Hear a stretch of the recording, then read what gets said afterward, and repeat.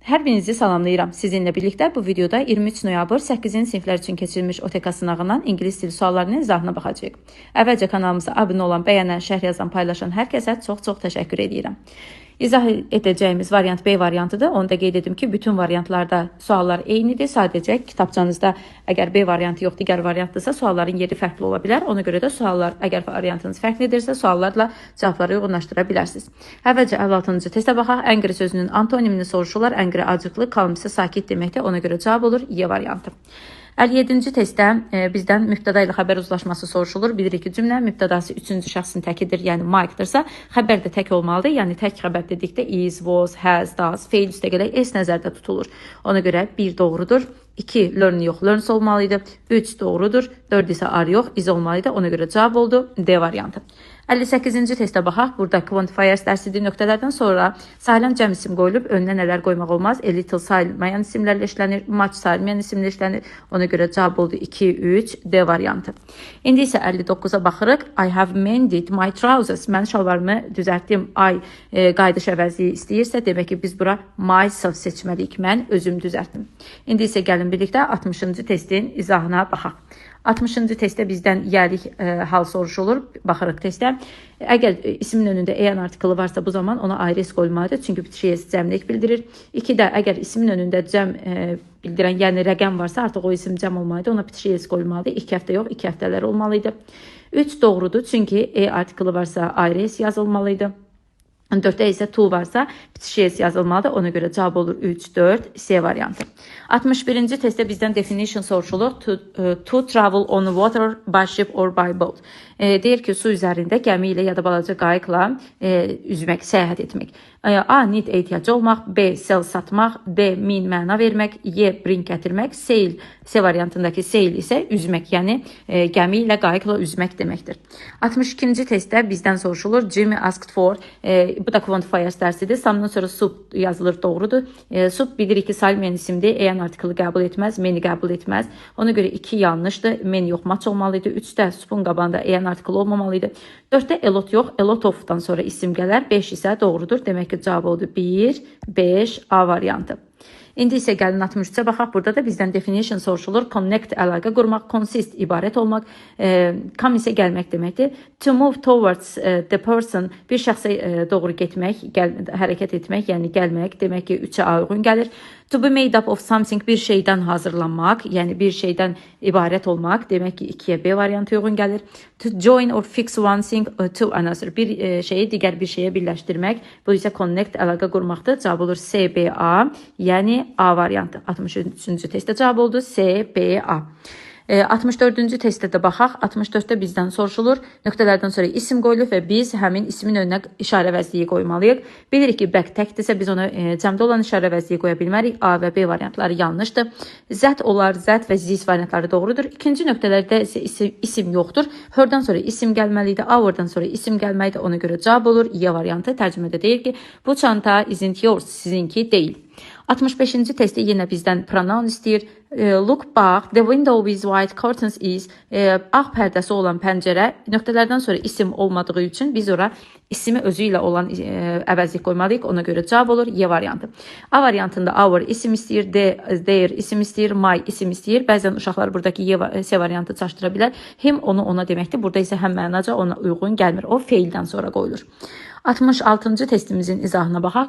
Carol was hero. Qəhrəmandır. Birinci nöqtələrdən sonra sayılan tək isim gəlir və bilirik ki, hero H səsi ilə oxunur, hero yox, hero oxunur. Ona görə ən artiklı qoya bilmərik, seni və yeni çıxırıq. İkinci nöqtələrdə PR pupil. Pupil cəm isim olduğu üçün ikinci tərəfə qətiyyən EN artiklı qoymaq olmaz. Ona görə D-ni və B-ni çıxırıq. Cavab olur A variantı. Tərcümədə isə deyir, Koroğlu bir qəhrəmandır. Kim ki, kasıblara kömək edib. Ona görə cavab oldu A variantı. 67-ci testdə bizdən soruşulur. Zəri ifadəsidir və nöqtələrdən sonra sayılmayan isim qoyulub. Demək ki, biz birinci nöqtəyə EN artiklı qoya bilmərik. Ona görə B və C variantlarını çıxırıq.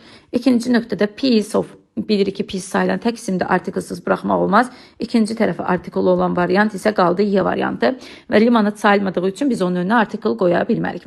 68-ci testə baxaq. Bizdən altına xətt çəkilmiş sözün sinonimi soruşulur. Baxaq hansı sözlər buna sinonimdir. Mən xatırlayıram. My last journey very well. Mən sonuncu səyahətimi yaxşı xatırlayıram. Birinci düzdür, səyahət deməkdir, tour. 2 road, yol deməkdir, uyğun gəlmir. Bike, velosipeddir. Train, qatardır. Trip isə səyahətdir. Demək ki, cavab olur 1, 5. 68-ci testdə seçməliydik 1, 5 variantlarını.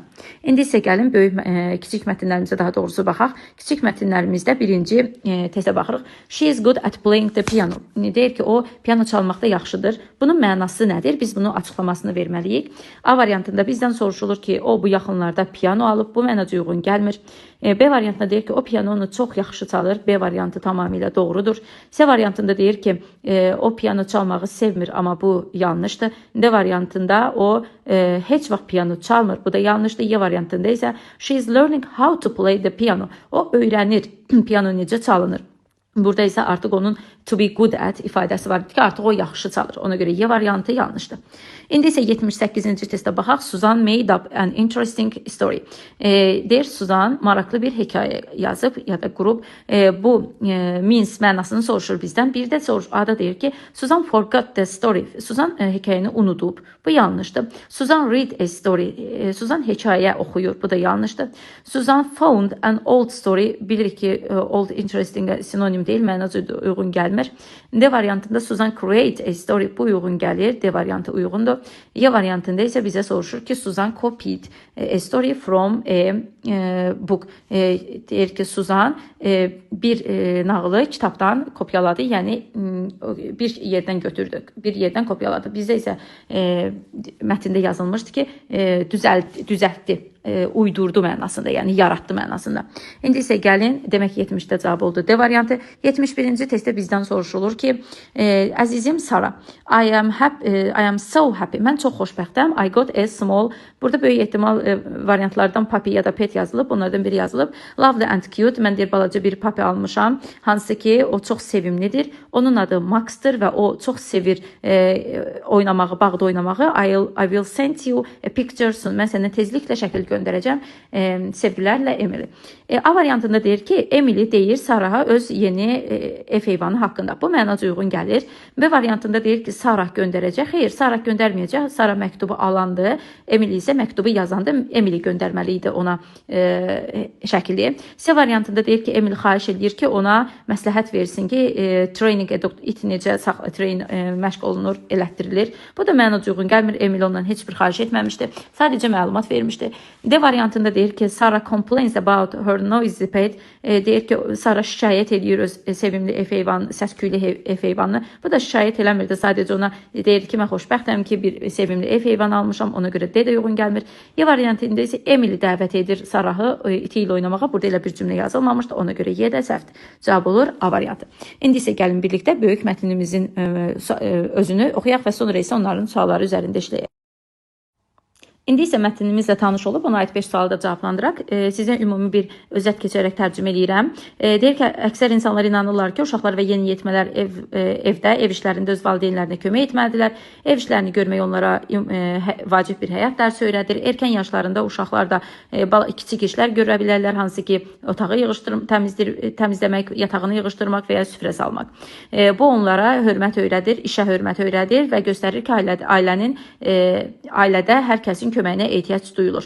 Uşaq böyüdükcə onlar daha çox işlər görə bilərlər, hansı ki, stolu yığışdıra bilərlər ya da qabları yuya bilərlər. Vacibdir onlara öz yaşlarına uyğun, suitable for their age, öz yaşlarına uyğun işlər verəsən və göstərəsən onlara ki, bu tapşırıqlar necə edilir. Əvvəlcə özün göstərəsən ki, bu tapşırıq necə edilir.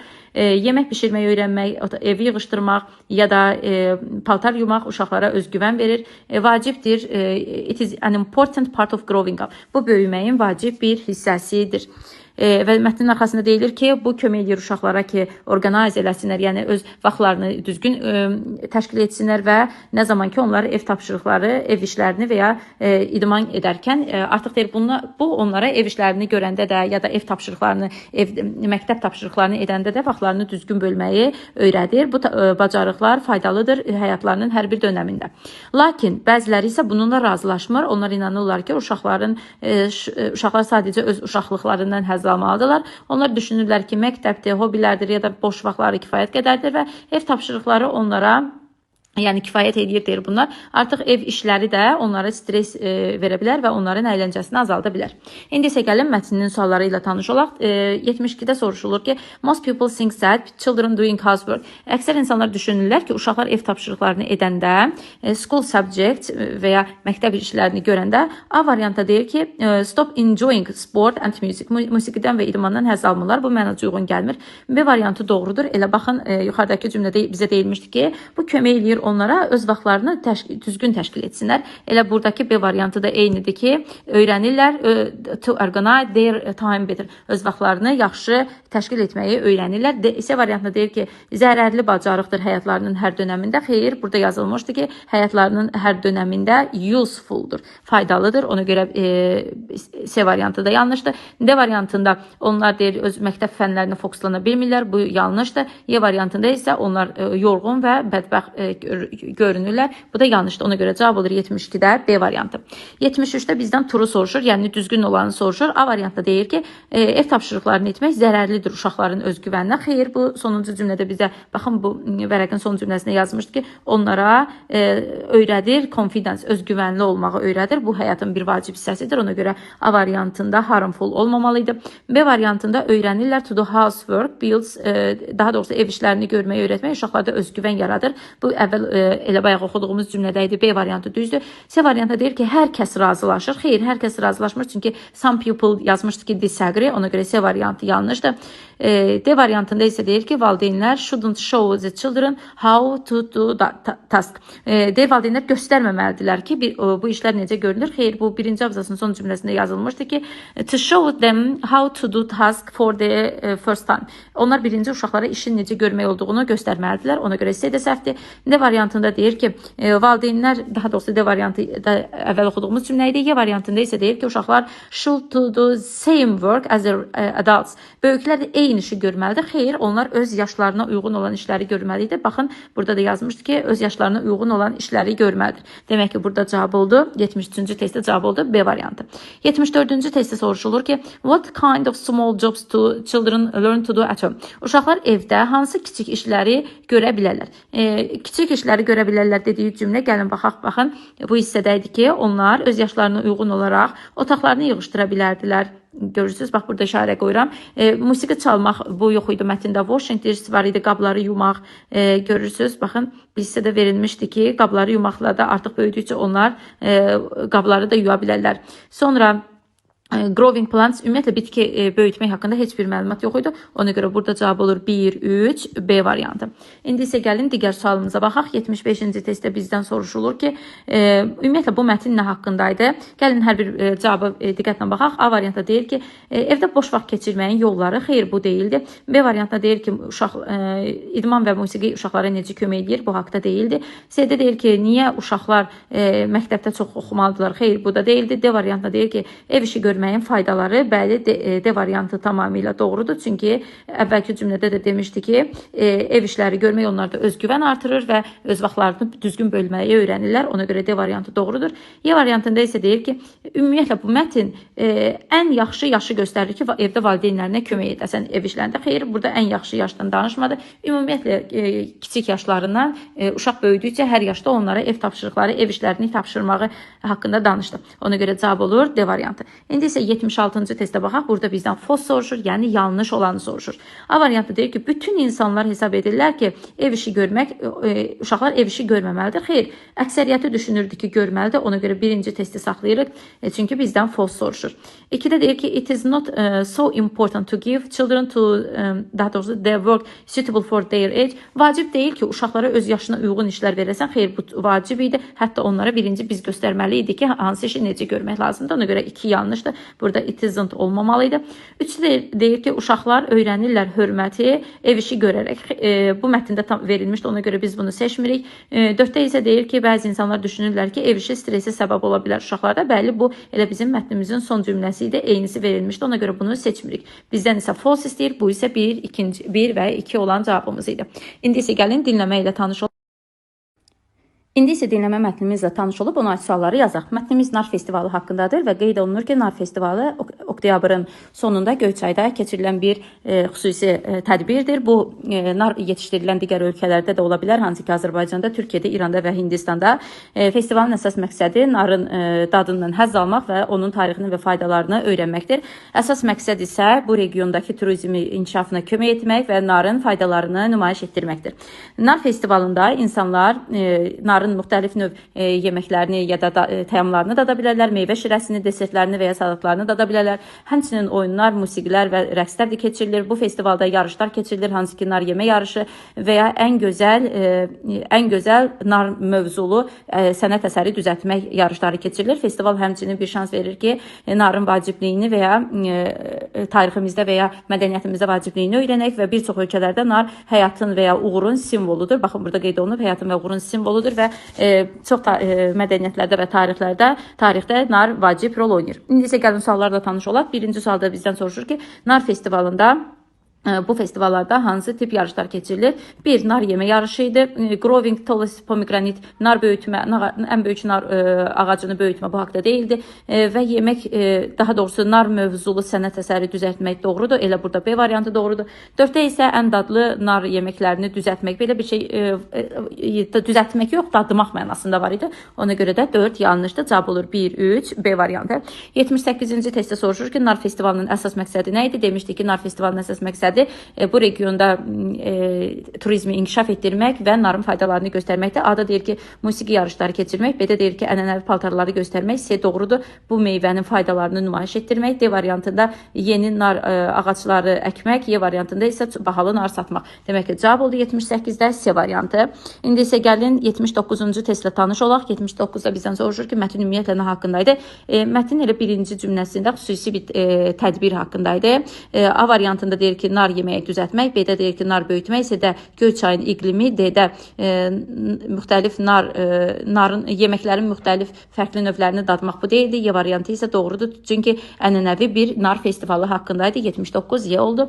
80-ci testdə true false istəyir bizdən. Bir də soruşur ki, insanlar yoxlaya bilərlər nar yeməklərini bu festivalda. Bəli, bir doğrudur, biri turun altına yazaq. 2-də festival yalnız fermerlər üçün keçirilir. Xeyr, belə bir cümlə yox idi, ona görə 2 falsedur. 3-də the festival take place at the end of October. Oktyabrın sonunda keçirilir. Bəli, bu doğrudur. Çünki elə mətnin də birinci cümləsində yazılmışdı ki, oktyabrın sonunda keçirilir. 4-də isə soruşulur ki, festival yalnız Göyçayda keçirilir. Xeyr, yalnız Göyçayda yox, nar yetişdirilən ölkələrdə, Azərbaycanda, İranda, Hindistanda və yazmışdı Türkiyədə keçirilir. Demək ki, bu testdə də 80-ci testdə true olanlar 1-3, səhv olanlar isə 2-4-dür. Hekayəmiz isə gördüyünüz kimi bir uşaq da tost hazırlayır. Bu haqda ola bilər. 35 sözlük esse yaza bilərdiniz. Bununla da dinləmə mətnimizin də bütün suallarını oxuduq və növbəti videolarda, növbəti sınaq testlərindən xəbərdar olmaq istəyirsinizsə, kanalımıza abunə olmağı, bəyənməyi, şərh yazmağı unutmayın. Hər birinizə çox-çox təşəkkür edirəm.